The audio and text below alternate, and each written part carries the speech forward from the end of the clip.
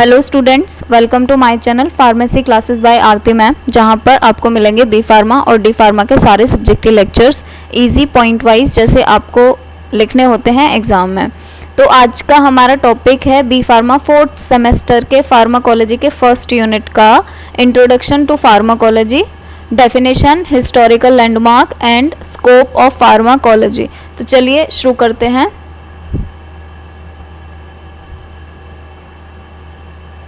सबसे पहले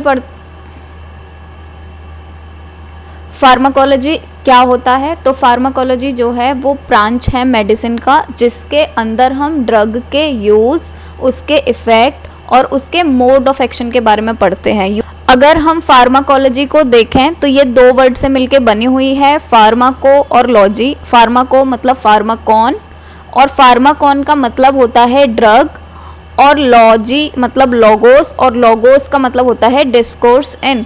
तो इसका मतलब क्या हुआ कि कोई भी जो ड्रग होता है, अगर हम इस ड्रग को खाते हैं, इस ड्रग को किसी भी ट्रीटमेंट के लिए अपनी बॉडी के अंदर इंट्रोड्यूस कराते हैं, तो इसका हमारी बॉडी के साथ क्या इंटरेक्शन होता है। डिस्कोर्स भी ड्रग को मतलब किसी भी बाहर की चीज़ को, ये ड्रग का मतलब क्या हुआ, कोई भी हमारी बॉडी के अंदर नहीं है, हम कोई भी चीज़ बाहर से अगर ले रहे हैं, कोई भी केमिकल हो सकता है, कुछ भी हो सकता है, तो अगर हम उसको बाहर से ले रहे हैं अपनी बॉडी के अंदर, तो हमारी बॉडी और इस ड्रग, इन दोनों के बीच में क्या इंटरेक्शन होगी, उन इंटरेक्शंस की स्टडी को ही बोलते हैं फार्माकोलॉजी। और नेक्स्ट है कि जो फार्माकोलॉजी है वो साइंस है जो डील करती है ड्रग और बायोलॉजिकल सिस्टम के इंटरेक्शन के साथ। तो ये वही ही है, बस इसकी वर्डिंग्स चेंज हो गई है कि अगर कोई भी ड्रग है उसको हम खाते हैं, वो बायोलॉजिकल सिस्टम के अंदर जाएगी, और बायोलॉजिकल सिस्टम और ड्रग, इन दोनों का जो इंटरेक्शन होगा उसी को ही हम बोलते हैं फार्माकोलॉजी। नेक्स्ट हम पढ़ेंगे डिविजन्स फार्माकोलॉजी के। तो फार्माकोलॉजी के दो मेन डिविजन्स होते हैं, फार्माकोडायनामिक एंड फार्माकोकाइनेटिक। फार्माकोकाइनेटिक का मीनिंग क्या होता है, जब भी कोई भी ड्रग को हम अपनी बॉडी के अंदर इंट्रोड्यूस कराते हैं, जब भी कोई ड्रग हम खाते हैं, तो हमारी बॉडी पहले उस ड्रग के साथ क्या क्या करती है, उस स्टडी को हम बोलते हैं फार्माकोकाइनेटिक। मतलब what the body does to the drug, body drug के साथ क्या क्या कर रही है, उसी स्टडी को फार्माकोकाइनेटिक बोलते हैं। जैसे जब भी हम कोई भी ड्रग खाते हैं तो हमारी बॉडी ही उसको एब्जॉर्ब कराती है, हमारी बॉडी ही डिस्ट्रीब्यूट कराती है अलग अलग ऑर्गन्स के लिए, हमारी बॉडी ही उस ड्रग का मेटाबॉलिज्म करती है, उसका डिग्रेडेशन करती है, और फिर जब सारे काम हो जाते हैं तो हमारी बॉडी ही उस ड्रग को हमारी बॉडी से बाहर निकालती है। तो ये तो इन चारों चीज़ों की कंबाइंड स्टडी को ही हम फार्माकोकाइनेटिक बोलते हैं। और जो फार्माकोडायनामिक होता है उसमें होता है कि अभी ड्रग बॉडी के अंदर पहुंच गई है तो ड्रग हमारी बॉडी के साथ क्या क्या करती है। जैसे अगर हमें हार्ट के लिए ड्रग ली है तो ये ड्रग हमारे हार्ट पे पहुंच के रिसेप्टर से बाइंड होके हार्ट के साथ क्या क्या करेगी। अभी ये ड्रग ने अपना काम स्टार्ट कर दिया है, तो ड्रग जब भी बॉडी के ऊपर कोई भी इफेक्ट करती है या ड्रग हमारी बॉडी के साथ जो भी करती है, उस स्टडी को हम बोलते हैं फार्माकोडायनामिक। मतलब what the drug does to the body, drug body के साथ क्या करती है उसकी स्टडी को। इसके अंदर क्या आता है, फिजियोलॉजिकल और बायोलॉजिकल इफेक्ट आते हैं ड्रग के, क्योंकि ड्रग जाके कोई ना कोई फिजियोलॉजिकल चेंज या बायोलॉजिकल चेंज करती है बॉडी के अंदर, तो उसी ही स्टडी को हम बोलते हैं फार्माकोडायनामिक। नेक्स्ट पढ़ते हैं ड्रग्स क्या होता है। तो अगर हम WHO की डेफिनेशन के अकॉर्डिंग देखें तो कोई भी सब्सटेंस या कोई भी प्रोडक्ट जिसको हम यूज़ करते हैं मॉडिफाई करने के लिए या एक्सप्लोर करने के लिए फिजियोलॉजिकल सिस्टम को या पैथोलॉजिकल स्टेट को रेसिपिएंट के बेनिफिट के लिए, मतलब नॉमनक्लेचर या कैटेगरी या क्लासेस ऑफ ड्रग कुछ भी बोल सकते हैं इसको। तो ड्रग नॉमनक्लेचर होता है, या हम बोल सकते हैं कि ड्रग्स जो हैं उनको हम 3 क्लासेस में डिवाइड कर सकते हैं। एक को हम बोलते हैं केमिकल ड्रग या केमिकल नेम, एक को बोलते हैं नॉन प्रोप्राइटरी नेम या नॉन प्रोप्राइटरी ड्रग, और थर्ड को हम बोलते हैं प्रोप्राइटरी नेम या प्रोप्राइटरी ड्रग। तो कोई भी नई ड्रग आती है तो उस नई ड्रग का जो IUPAC नाम होता है या जो उसका केमिकल नेम होता है उसको ही हम केमिकल नेम बोलते हैं। नेक्स्ट प्रोप्राइटरी नेम हम उसको बोलते हैं जब भी कोई भी नई ड्रग का डिस्कवरी होता है तो हमें उसे एनडीए से अप्रूव कराना पड़ता है। यहीं पर भी किसी भी कंट्री के अंदर जब कोई भी नई ड्रग की पूरी डिस्कवरी हो जाती है, उसके प्री क्लिनिकल ट्रायल हो जाते हैं, उसके 3 क्लिनिकल ट्रायल भी हो जाते हैं, तो 3 के बाद ही हमें अपनी ड्रग को एनडीए के पास ले जाना होता है अप्रूव कराने के लिए कि हमारी ड्रग इफेक्टिव और सेफ है और हम इसको मार्केट में बेचना चाहते हैं। तो एनडीए फिर अप्रूव कर देता है ड्रग को। तो वो जो ड्रग है उसको अप्रूव होने के बाद में उसको एक नाम दिया जाता है और ये जो नाम होता है इसको हम बोलते हैं recommended international non proprietary name, जिसको हम शॉर्ट में RINN भी बोलते हैं। तो ये जो अथॉरिटी होती है ये उस ड्रग को एक नाम दे देती है और जितनी भी WHO के जितने भी मेंबर कंट्रीज़ हैं सारी की सारी कंट्रीज़ में वो सेम नाम से मिलती है। जैसे आप क्लासिफिकेशन पढ़ते हो कॉलेज के अंदर, तो जितने भी क्लासिफिकेशन के अंदर जितने भी आप ड्रग्स पढ़ते हो वो सारे के सारे नॉन प्रोप्राइटरी या जेनेरिक नेम ही होते हैं, जितने भी आप क्लासिफिकेशन के अंदर पढ़ते हो। जैसे आप सिंपैथोमिमेटिक सिस्टम के अंदर पढ़ते हो एड्रीनलिन, नॉर एड्रीनलिन, डोपामीन, तो एल डोपा, ये जितनी भी ड्रग्स आप पढ़ रहे हो ये सारे के सारे कौन से नाम है, ये नॉन प्रोप्राइटरी या जेनेरिक नेम है।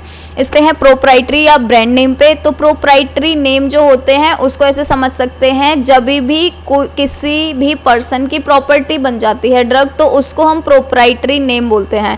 जैसे सिप्ला है या सन फार्मा है, जब भी ये कोई भी अपना ड्रग बनाती है नया तो ये उसको अपना नाम दे देते हैं ना, अपनी कंपनी से रिलेटेड या अपनी इंडस्ट्री से रिलेटेड कोई नाम दे देते हैं और ये इस नाम का पेटेंट करा लेते हैं, उसको हम बोलते हैं प्रोप्राइटरी नेम या ब्रांड नेम। जैसे आपको इजीली समझने के लिए मैं बताती हूँ, ये यहाँ पे चिप्स लिखा हुआ है, सिर्फ यहाँ पे कोई भी ब्रांड नेम नहीं लिखा हुआ है इस चिप्स के पैकेट पे। तो ये वाले चिप्स के पैकेट जो है ये कौन सा है, नॉन प्रोप्राइटरी चिप्स का पैकेट है। ये किसी भी ब्रांड का नहीं है, किसी ने इसका पेटेंट नहीं करवा रखा, ये जेनेरिक चिप्स बोल सकते हैं इसको या हम बोल सकते हैं नॉन प्रोप्राइटरी चिप्स है।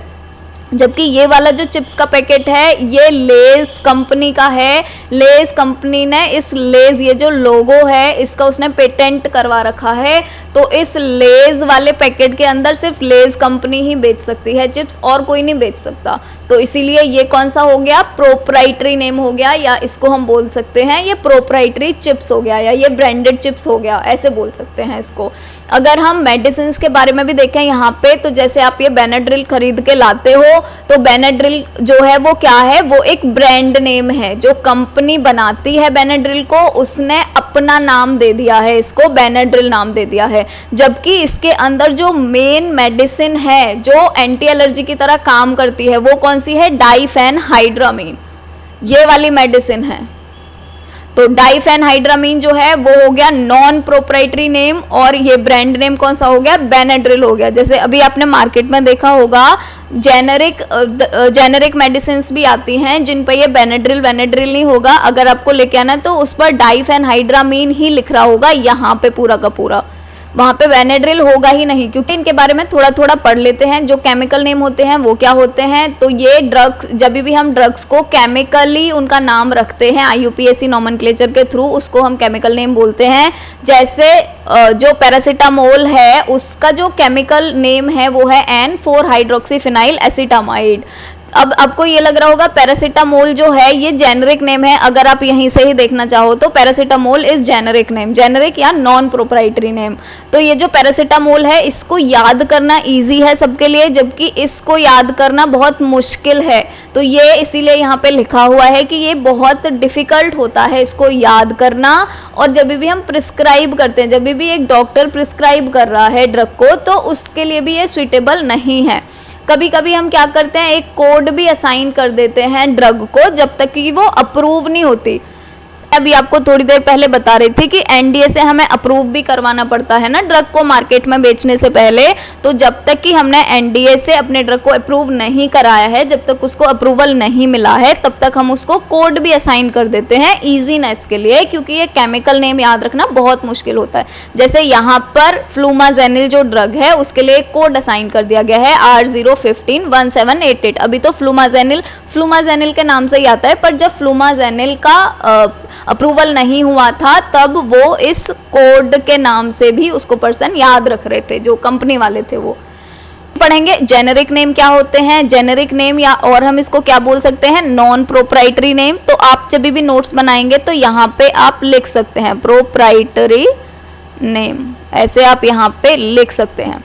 तो नॉन प्रोप्राइटरी नेम जो होते हैं वो क्या होते हैं, जब भी कोई भी ड्रग को अप्रूव हो जाती है एनडीए से, मतलब नॉन प्रोप्राइटरी नेम असाइन कर दिया जाता है। और ये जो नॉन प्रोप्राइटरी नेम होता है ये यूनिफॉर्म होता है सारी की सारी कंट्री के अंदर। जैसे आप पैरासीटामोल है उसको इंडिया के अंदर भी पैरासीटामोल बोलेंगे, अगर आप अमेरिका चले जाओगे वहां पर भी पैरासीटामोल बोलेंगे, अगर आप यूरोपियन कंट्रीज चले जाओगे वहां पर भी उसको पैरासीटामोल ही बोलेंगे। मतलब ये जो नॉन प्रोप्राइटरी नेम होता है ये यूनिफॉर्म होता है सारी की सारी कंट्री के अंदर। जो एक नॉन प्रोप्राइटरी नेम होता है वो दिया जाता है ड्रग को एग्रीमेंट करके, जो मैं अभी बता रही थी आपको, एग्रीमेंट करके recommended international non proprietary name के साथ।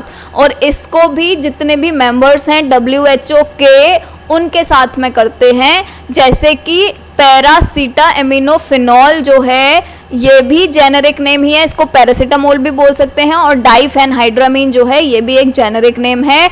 मतलब आप यहाँ पे वो सारे के सारे मेडिसिन लिख सकते हो एग्जाम में जो आप पढ़ते हो अपने बुक के अंदर क्लासिफिकेशन में। फिर अपने ब्रांड नेम पे, जो ब्रांड नेम होती है वो तब देते हैं, ब्रांड नेम कोई भी कंपनी देती है जब वो उस ड्रग का पेटेंट करा लेती है, उस फॉर्मुलेशन का पेटेंट करा लेती है। और पेटेंट कराने के बाद में वो अपने अकॉर्डिंग, कोई भी कंपनी अपने अकॉर्डिंग या कोई भी मैन्युफैक्चरर अपने अकॉर्डिंग उस ड्रग का नाम रख देता है अपनी कन्वीनियंस के अकॉर्डिंग और अपनी सिंप्लिसिटी के अकॉर्डिंग, कि सिंप्लिसिटी भी हो ड्रग में ताकि वो इजीली याद रह सके। जैसे आपने देखा होगा जेंटेक जो है वो यूज़ करते हैं जब भी स्टमक में इन्फेक्शन हो जाती है, तो जेंटेक जो है वो ब्रांड नेम है। और किस ड्रग का है, रेनिटिडीन का। और रेनिटिडीन अगर मैं पूछूं कि रेनिटिडीन जो है ये कौन सा नेम होगा, तो ये नेम है जेनेरिक या फिर नॉन प्रोप्राइटरी नेम। जैसे कॉम्बीफ्लेम जो होता है, कॉम्बीफ्लेम ब्रांड नेम है आइबुप्रोफेन का और पैरासीटामोल का, जबकि आइबुप्रोफेन और पैरासीटामोल दोनों ही नेम कौन से हैं, जेनेरिक या नॉन प्रोप्राइटरी। नेक्स्ट पढ़ेंगे हिस्ट्री के बारे में कि फार्माकोलॉजी की हिस्ट्री क्या होती है। तो सबसे पहले आपने ये पढ़ ही लिया है, फार्माकोलॉजी जो होता है वो क्या होता है, ड्रग का इफेक्ट की स्टडी करते हैं, ड्रग के इफेक्ट की स्टडी करते हैं बॉडी के ऊपर।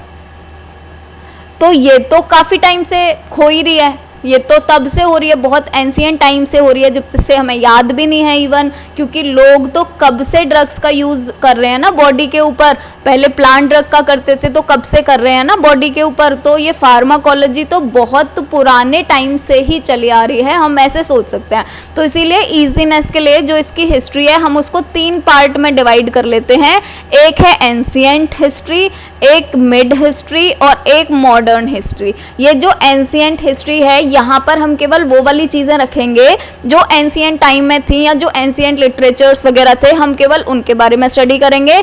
जो मिडिल एज हिस्ट्री है या जो मिडिल हिस्ट्री है उसके अंदर थोड़ी बहुत स्टडीज़ और बढ़ गई थी फार्माकोलॉजी के अंदर। जैसे ड्रग्स जो था उसकी और थोड़ी सी साइंटिफिक स्टडी होने लगी थी, जैसे एफिकेसी या उसकी टॉक्सिसिटी के बारे में हम अच्छे से जान पा रहे थे ड्रग की। और हमने बहुत सारे यहाँ पे प्लांट के अंदर से केमिकल्स को आइसोलेट भी कर लिया था और हम केमिकल्स को आइसोलेटेड फॉर्म में भी यूज़ कर रहे थे। तो यहाँ पर आपको ये चीज़ें याद रखनी है। और जो यहाँ पर न्यू हिस्ट्री होगी या मॉडर्न हिस्ट्री होगी उसके अंदर तो अभी आपने देखा ही होगा कितनी ज़्यादा स्टडी हो चुकी है फार्माकोलॉजी के अंदर। जैसे अभी इवन कैंसर का भी ट्रीटमेंट आ गया है, अभी हम जितने भी इन्फेक्शियस डिसीज़ होते हैं, जितने भी माइक्रोबियल डिसीज़ होते हैं, सबका ट्रीटमेंट कर सकते हैं इजीली। अभी पेन किलर्स हमारे पास इतने ज़्यादा हैं, हम पेन किलर्स को आसानी से, जब भी पेन हो हम आसानी से अपने पेन को भी बंद करा सकते हैं। तो ये सारी चीज़ें हम पढ़ेंगे मॉडर्न हिस्ट्री के अंदर। तो सबसे पहले हम पढ़ते हैं एंशिएंट हिस्ट्री फार्माकोलॉजी की। फार्माकोलॉजी जो है वो स्टडी है ड्रग का बॉडी के ऊपर, इसीलिए फार्माकोलॉजी जो है वो थाउजेंड्स ऑफ ईयर्स पहले ही स्टार्ट हो चुकी थी, क्योंकि लोग इतने टाइम्स पहले से ही यूज़ कर रहे थे मेडिसिन को। जो अर्लीस्ट नोन डॉक्यूमेंट है मेडिसिनल इफेक्ट के ऊपर या मेडिसिनल सब्सटेंस के ऊपर वो सुश्रुत संहिता है। फार्माकोलॉजिकल रिकॉर्ड जो है वो एबर्स पेपायरस है और ये बहुत ही ज़्यादा वेल नोन रिकॉर्ड है।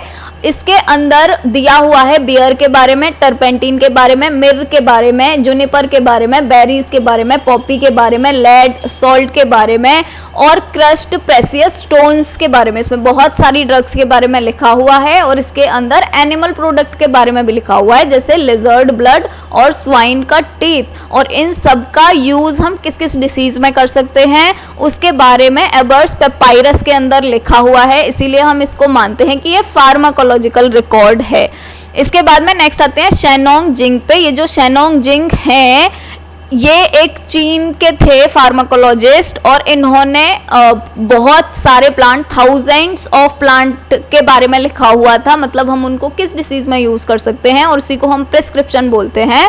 तो इन्होंने थाउजेंड्स ऑफ प्रिस्क्रिप्शन के बारे में लिखा हुआ था, जैसे आर्टेमिसिया एनुआ होता है, इन्होंने इसके बारे में लिखा हुआ था कि हम इसको यूज कर सकते हैं ट्रीट करने के लिए फीवर को। वैसे अभी आर्टेमिसिया एनुआ जो है ये अभी यूज करा जाता है मलेरिया में, लेकिन पुराने टाइम में भी जब मलेरिया होता था तो मलेरिया के अंदर फीवर ही तो आता है, तो तब उन लोगों को उस टाइम पे पता तो था नहीं कि मलेरिया जो है वो एक माइक्रोबियल डिसीज है और आर्टेमिसिया एनुआ जो है वो उन माइक्रोब्स को किल करके मलेरिया को ट्रीट कर रहा है, इसीलिए फीवर ठीक हो रहा है। उन लोगों को इतनी नॉलेज तो थी नहीं, उनको क्या इवन किसी को भी नहीं थी उतने पुराने टाइम में, तो उन लोगों को ये था कि ये फीवर को ट्रीट करने के लिए यूज होता है आर्टेमिसिया एनुआ। ओके इसके बाद में ये जो आर्टेमिसिया एनुआ है, अभी इसके अंदर से एक ड्रग है आर्टिसुनेट, ये बहुत अच्छा ड्रग है आर्टिसुनेट। इसको आर्टेमिसिया एनुआ के अंदर से अभी आइसोलेट कर लिया गया है और ये जो आर्टिसुनेट है हम इसको एंटी मलेरियल कंपाउंड की तरह यूज करते हैं और अभी जब डेंगू भी हो जाता है तभी भी हम आर्टिसुनेट का ही इंजेक्शन लगाते हैं। डायोस्कोराइड जो थे इन्होंने भी एक बहुत अच्छी बुक लिखी थी जिसको डिमेटेरिया मेडिका बोलते हैं और ये जो डिमेटेरिया मेडिका है इसको ये एक ओल्डेस्ट और बहुत ही ज़्यादा इन्फ्लुएंशियल वर्क है वेस्टर्न फार्माकोलॉजी के अंदर। अब नेक्स्ट पढ़ेंगे मिडिल एज हिस्ट्री में क्या हुआ था। तो मिडिल एज में 18th और 19th सेंचुरी को लेते हैं कि 18th और 19th सेंचुरी में जितनी भी मेडिसिन के ऊपर रिसर्च हुई थी वो मिडिल एज के अंदर आती है। जो ट्रेडिशनल रेमेडीज थी मिडिल एज हिस्ट्री में वो थोड़ी सी और ज़्यादा साइंटिफिक वे में उनकी स्टडी करी गई थी, जैसे ड्रग्स की एफिकेसी और उनकी ओकेजनल टॉक्सिसिटी के बारे में भी पता लगा लिया था कि ये जो ड्रग्स हैं इनकी टॉक्सिसिटी भी कितनी है, कितनी डोज पे हो जाएगी, कितना अमाउंट में लेंगे तो नहीं होगी, कितना अमाउंट में लेंगे तो हो जाएगी। फिर जब बहुत और भी ज़्यादा थोड़ा टाइम बीतता गया तो तब साइंटिफिक अप्रोच और भी ज़्यादा अपना ली गई नेचुरल प्रोडक्ट जो थे उनके आइसोलेशन के लिए। आइसोलेशन मतलब जैसे टोबैको का प्लांट है तो टोबैको के प्लांट से निकोटीन को आइसोलेट कर लिया गया था, तो वैसे यहाँ पर अप्रोच अपना ली गई थी कि पूरे प्लांट को यूज़ करने के बजाय उसके अंदर जो मेन केमिकल रिस्पॉन्सिबल है डिसीज़ को ठीक करने के लिए उस केमिकल को निकाल के उसके ऊपर स्टडी करी जाए या उसको यूज़ करा जाए डिसीज़ के ट्रीटमेंट के लिए।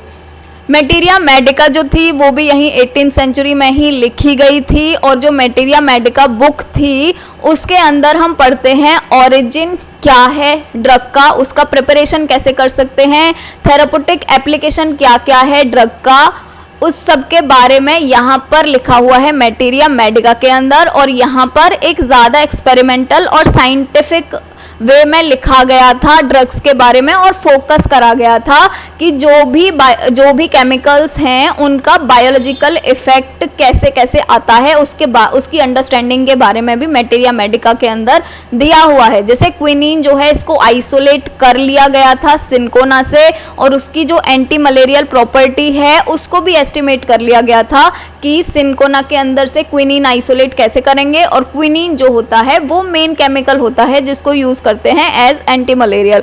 मॉर्फिन जो है इसको आइसोलेट कर लिया गया था ओपियम से और इसकी एनाल्जेसिक प्रॉपर्टी होती है मॉर्फिन की। वैसे ये नार्कोटिक सब्सटेंस भी होता है मॉर्फिन, पर इसकी बहुत अच्छी एनाल्जेसिक प्रॉपर्टी भी होती है, तो दोनों ही लिखे हुए हैं यहाँ पे। ओके तो एनाल्जेसिक और नार्कोटिक प्रॉपर्टी जो होती है मॉर्फिन की उसके बारे में भी एस्टिमेट कर लिया गया था अर्ली 19th सेंचुरी के अंदर।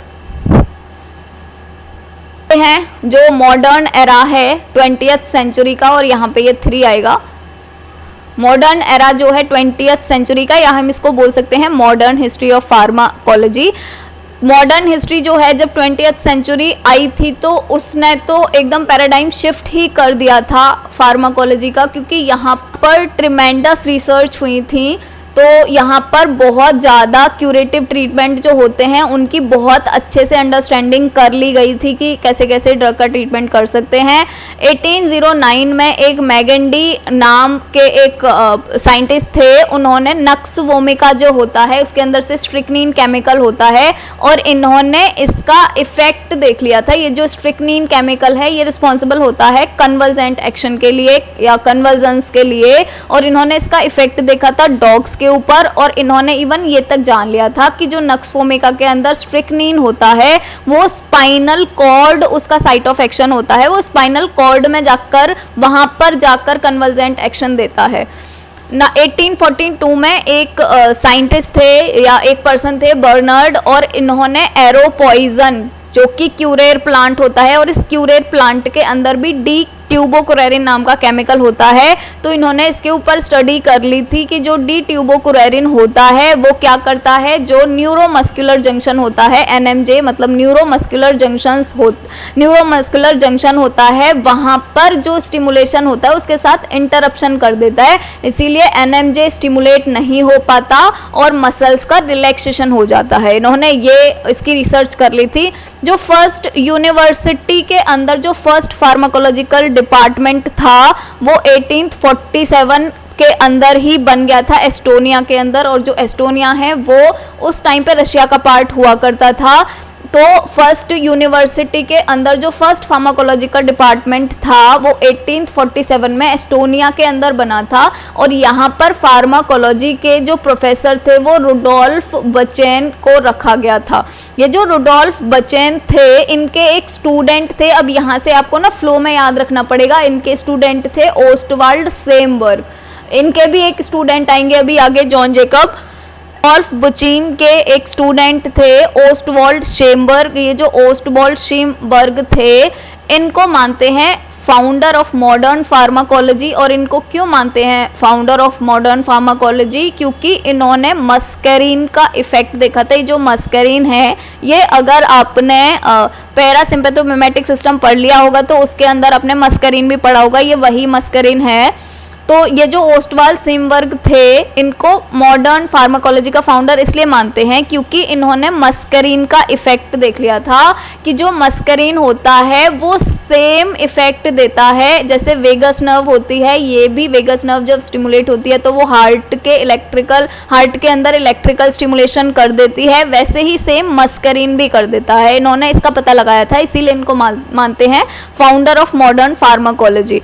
इसके बाद जो फर्स्ट फार्माकोलॉजी का डिपार्टमेंट यूनाइटेड स्टेट में ओपन हुआ था वो ओपन किया था जॉन जेकब ने। और ये जो जॉन जेकब हैं ये स्टूडेंट थे शेमबर्ग के। तो जैसे मैं आपको बोल रही थी कि आपको ये फ्लो में याद रखना है कि रुडोल्फ बुचेम जो थे उन्होंने फर्स्ट यूनिवर्सिटी ओपन करी थी। फिर जो रुडोल्फ बुचेम थे उनके जो स्टूडेंट थे ओस्टवाल्ड शेमबर्ग, उनको मानते हैं मॉडर्न फार्माकोलॉजी के फाउंडर। और जो शेमबर्ग थे इनके जो स्टूडेंट थे उन्होंने एक फार्माकोलॉजी का डिपार्टमेंट ओपन किया था यूनाइटेड स्टेट के एक यूनिवर्सिटी में। नेक्स्ट देखेंगे जो एबल्स थे उन्होंने आइसोलेशन करा था एपिनेफ्रिन का एड्रिनल ग्लैंड एक्सट्रैक्ट से, और इन्होंने हिस्टामिन को आइसोलेट किया था पिट्यूटरी के एक्सट्रैक्ट से। 20th सेंचुरी के अंदर बहुत ही ज़्यादा अच्छी स्टडी हुई थी। अगर हम अभी देखें तो हम आइबुप्रोफेन ना हो हमारे पास, या पेनिसिलिन ना हो, या वैक्सीन्स ना हो, तो हम इवन ये सोच भी नहीं सकते, इमेजिन भी नहीं कर सकते, क्योंकि अगर ये चीज़ें नहीं होंगी हमारे पास तो हमारी लाइफ इजी नहीं होगी। जैसे वैक्सीन अगर हमारे पास नहीं होंगी, कितनी सारी पोलियो की वैक्सीन होती है, उसने कितना अच्छा काम किया है। जैसे पेनिसिलिन है ये एंटीबायोटिक है, अगर इतने सारे एंटीबायोटिक हमारे पास ना हो तो हम तो इन्फेक्शियस डिसीज से ही मर जाएंगे। आइबुप्रोफेन मतलब पेन किलर्स अगर हमारे पास नहीं हो तो हम क्या इमेजिन कर सकते हैं, हमें जरा सी भी चोट लगती है, हमें पेन होती है या हेडेक होता है, हम कितनी जल्दी आइबुप्रोफेन ले लेते हैं। तो क्या हम सोच सकते हैं अभी कि हम इतना दर्द सह सकते हैं और हम पेन किलर नहीं लेंगे? अगर हम थोड़े ही टाइम पहले की ही बात करें इवन, तो लोग जो थे वो पेन की वजह से मर रहे थे। जैसे अगर हम यहाँ पर भी देखें कॉमन फ्लू की वजह से मिलियंस में पीपल मर गए थे। तो अगर कॉमन फ्लू का पहले से ही एंटीबायोटिक होता तो इतने लोग नहीं मरते। और अगर हम 1918 की बात करें तो यहाँ पे 50 से 100 मिलियन लोग मर गए थे, और उस टाइम पे अगर देखें तो 3 से 5% था वो वर्ल्ड के पॉपुलेशन का। इतने लोग मर गए थे ये जो पेंडेमिक हुआ था 1918 में, इसकी वजह से। इन्फेक्शियस डिसीज़ जो होती हैं जैसे पोलियो हो गया या सिफिलिस हो गया, तो इनकी वजह से कितने सारे डेथ हो गए हैं। अभी तो ये खैर प्रिवेंटिव हैं, जैसे पोलियो अभी वैक्सीन के थ्रू प्रिवेंटिव है, और जो सिफिलिस है उसके लिए हम एंटी बैक्टीरियल खा लेते हैं, तो सिफिलिस भी ट्रीटेबल है। कीमोथेरेपी जो होती है वो ट्रीट कर देती है कैंसर को इफेक्टिवली, अभी कैंसर सेल को किल करके। वैसे ही बहुत सारे ऐसी कंडीशंस हैं जैसे डायबिटीज़ हो गया, हाइपरटेंशन हो गया, डिप्रेशन हो गया, अभी इन सब के ट्रीटमेंट हैं। और ये सब ट्रीटमेंट किस की वजह से पॉसिबल हो पाए हैं, तो ये फार्माकोलॉजी के अंदर जो इतनी सारी स्टडीज़ हुई हैं ये उनकी वजह से ही तो पॉसिबल हो पाए हैं। कहेंगे स्कोप या ब्रांचेस फार्माकोलॉजी के, तो जो फार्माकोलॉजी होती है उसके 6 ब्रांचेस में ये मैंने डिवाइड किया हुआ है, और आप इतना ही पढ़ लोगे यही आपके लिए सफिशिएंट है, इसीलिए मैंने ये ज़्यादा बड़ा टॉपिक बनाया ही नहीं है। फर्स्ट जो ब्रांच है या फर्स्ट जो स्कोप है वो है फार्माकोथेरापेutics। और जो फार्माकोथेरापेutics है इसमें हम क्या करते हैं, हमारे पास 2 चीज़ों की नॉलेज होती है। एक तो हमारे पास फार्माकोलॉजिकल इन्फॉर्मेशन होती है, मतलब जो ड्रग है उसका क्या इफेक्ट होगा हमारी बॉडी के ऊपर, और दूसरी हमारे पास डिसीज़ की इन्फॉर्मेशन होती है कि ये जो डिसीज़ है ये किसकी वजह से हो रही है। तो हमारे पास 2 इन्फॉर्मेशन होती हैं, एक फार्माकोलॉजिकल इन्फॉर्मेशन होती है और एक डिसीज़ की इन्फॉर्मेशन होती है, और इन दोनों इन्फॉर्मेशन के थ्रू ही हम जो भी डिसीज़ होती है उसका ट्रीटमेंट करते हैं। जब हमारे पास दोनों की इंफॉर्मेशन होती है तो हम सिलेक्शन कर लेते हैं कि इस डिसीज के लिए सबसे ज़्यादा अप्रोप्रिएट ड्रग कौन सा होगा, उसके लिए डोसेज कितना अच्छा रहेगा और ड्यूरेशन कितना चाहिए ट्रीटमेंट के लिए। जैसे 3 दिन में ठीक हो जाएगा पेशेंट या उसको ज़्यादा दिन लगेंगे ठीक होने के लिए, तो इसी को ही हम बोलते हैं फार्माकोथेरापेutics। नेक्स्ट आता है फार्माकोजेनेटिक्स। फार्माकोजेनेटिक्स और फार्माकोजिनोमिक्स, इन दोनों में थोड़ा सा डिफरेंस होता है, तो आप इसको थोड़ा सा अच्छे से पढ़ना। जो फार्माकोजेनेटिक्स होता है उसका मतलब होता है कि अगर किसी भी पर्सन का जेनेटिक थोड़ा सा डिफरेंट है, उसके जेनेटिक में थोड़ा सा अगर डिफरेंस है अदर पर्सन से, तो उसके अंदर उस ड्रग का इफेक्ट भी डिफरेंट होता है। जैसे ये 2 पर्सन हैं तो यहाँ पे दोनों पर्सन के अंदर अलग अलग इफेक्ट आ रहा है अगर सेम ड्रग का, तो वो किस वजह से आ रहा है कि एक पर्सन का जो जेनेटिक्स है वो डिफरेंट होगा, इसीलिए दोनों के अंदर डिफरेंट आ रहा है ड्रग का इफेक्ट। जैसे आपने देखा होगा बहुत सारे लोगों को वो अगर पेनिसिलिन खाते हैं तो उनको कोई एलर्जी नहीं होती, लेकिन कुछ लोगों को पेनिसिलिन की वजह से एलर्जी हो जाती है। तो वो कुछ लोग कौन से होते हैं जिनका जेनेटिक थोड़ा सा डिफरेंट होता है, तो इसीलिए उनके अंदर पेनिसिलिन खाने की वजह से एलर्जी कॉज हो जाती है।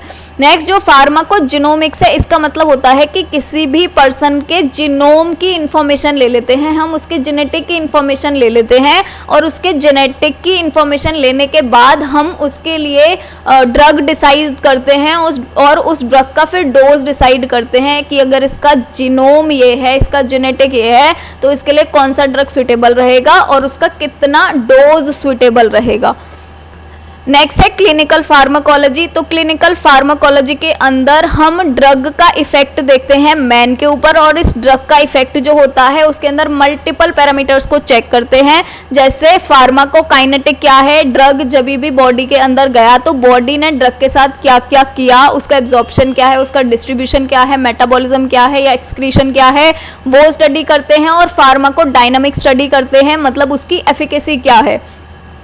नेक्स्ट है कि इवैल्यूएशन करते हैं हम यहाँ पर एफिकेसी का और सेफ्टी का, कि सेफ्टी का मतलब उस ड्रग की कोई टॉक्सिसिटी तो नहीं है। नेक्स्ट कंपैरेटिव ट्रायल करते हैं अदर फॉर्म ऑफ ट्रीटमेंट के साथ। जैसे हम यहाँ पर आइबुप्रोफेन, अगर नया ड्रग डिस्कवर हुआ है और एक हमारे पास में पहले से ही है एस्पिरिन, तो हम क्या देखेंगे, इन दोनों का ये है एस्पिरिन और ये है आइबुप्रोफेन। तो अगर आइबुप्रोफेन हमने एक नया ड्रग बनाया है तो हम इसकी कंपैरेटिवली स्टडी करेंगे, मतलब आइबुप्रोफेन का कितना डोज रिक्वायर्ड है हेडेक को बंद करने के लिए, या एस्पिरिन का कितना डोज रिक्वायर्ड है हेडेक को बंद करने के लिए, या फिर इन दोनों में से कौन सी सेफ ड्रग है, इसको हम बोलते हैं कंपैरेटिव ट्रायल। सर्विलेंस करते हैं नेक्स्ट में ड्रग का और उसके एडवर्स इफेक्ट देखते हैं। तो जब भी ड्रग मार्केट में चली जाती है और पेशेंट को देने लग जाते हैं डॉक्टर, उसके बाद में जो उसके इफेक्ट देखे जाते हैं लॉन्ग टर्म में, उनको हम बोलते हैं सर्विलेंस। नेक्स्ट देखेंगे कि इन सारे के सारे स्टडी को यूज़ करके हम एक डेटा प्रिपेयर करते हैं और उस डेटा के थ्रू ही अपने ड्रग का एक ऑप्टिमम यूज़ कर पाते हैं। नेक्स्ट है कीमोथेरेपी। तो कीमोथेरेपी में हम जो इन्फेक्शियस डिसीज होते हैं या जो कैंसर होता है उसका केमिकल कंपाउंड के साथ में ट्रीटमेंट करते हैं।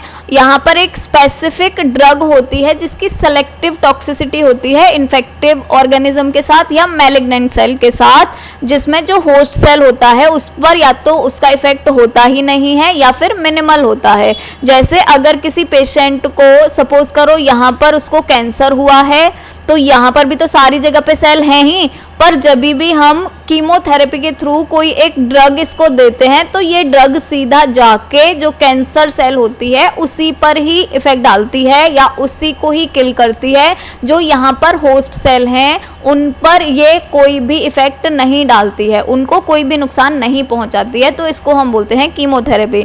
नेक्स्ट पढ़ेंगे टॉक्सिकोलॉजी क्या होती है। तो टॉक्सिक से ही आपको समझ आ रहा होगा कि यहाँ पर हम स्टडी करते हैं टॉक्सिक इफेक्ट जो होते हैं ड्रग के या केमिकल के, और इसके अंदर सारी चीज़ें आ जाती हैं। जैसे एनवायरमेंटल पॉल्यूटेंट जो होते हैं वो भी तो टॉक्सिक ही हैं, इंडस्ट्रियल केमिकल जो होते हैं वो भी तो टॉक्सिक ही हैं, या एग्रीकल्चरल केमिकल हैं वो भी तो टॉक्सिक ही होते हैं। लिविंग सिस्टम के ऊपर या फिर ट्रीटमेंट जब भी करते हैं पॉइजनिंग का, क्योंकि पॉइजनिंग भी तो टॉक्सिक ही है, तो ये जो ट्रीटमेंट करते हैं पॉइजनिंग का वो भी टॉक्सिकोलॉजी के अंदर ही आ जाता है। इसके अंदर अगर हम एडवर्स इफेक्ट के बारे में बात करते हैं ड्रग की, तो वो भी एडवर्स इफेक्ट भी जो होते हैं उनकी स्टडी भी टॉक्सिकोलॉजी के अंदर ही आ जाती है, क्योंकि एडवर्स इफेक्ट भी तो ड्रग के टॉक्सिक इफेक्ट ही होते हैं। इसलिए जैसे कोई भी सब्सटेंस होता है वो ड्रग भी हो सकता है और पॉइजन भी हो सकता है, उसकी डोज पर डिपेंड करता है ये। इवन जो खाना होता है हमारा, जो फूड होता है, अगर हम उसको एक्यूरेट अमाउंट में लेते हैं तो वो काम करता है एज फूड, लेकिन अगर हम उसको ज़्यादा अमाउंट में ले लेते हैं तो वो भी तो पॉइजन बन जाता है, वो भी तो हमारा पेट खराब कर देता है। तो इसीलिए कोई भी चीज़ को अगर हम एक्यूरेट डोज में ले रहे हैं तो वो फूड की तरह काम करेगी या ड्रग की तरह काम करेगी, लेकिन अगर हम उसको ज़्यादा अमाउंट में लेंगे तो वो पॉइजन की तरह काम करेगी।